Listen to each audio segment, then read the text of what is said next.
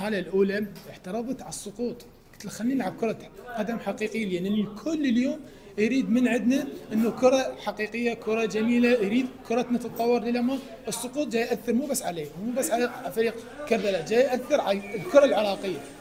انت تعطيني 12 دقيقه اوكي، بس انا اريد مباريات انه يستمتع بها الكل، يستمتع بها الجمهور، يستمتع بها المشاهد، يستمتع بها الحاضر، كل يستمتع بها. السقوط راح ياثر الكل على الكل. فزتوا هواي بالمباراه تضيع الوقت وسقوط لاعبي كربلاء، يعني نرفزوكم؟ هو مو بس نرفزون، بعض الاحيان السقوط اللي اكثر وانت الشجعه على هذا السقوط راح حتى نفسيا وذهنيا انت راح تطلع من المباراه.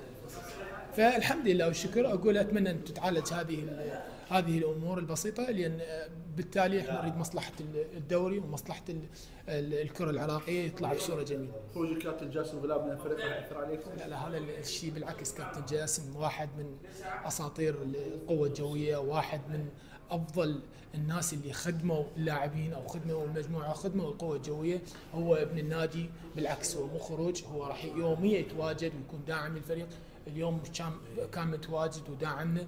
كابتن جاسم اخ وصديق ومشرف فريق ومحب للقوه الجويه، اتمنى له التوفيق. هو توعدونا بتحقيق تكميل المسيره؟ بقوه الله نوعده انه نحقق كل مباراه نتيجه ايجابيه، وبعدها انه شو نفكر شو بالانجاز.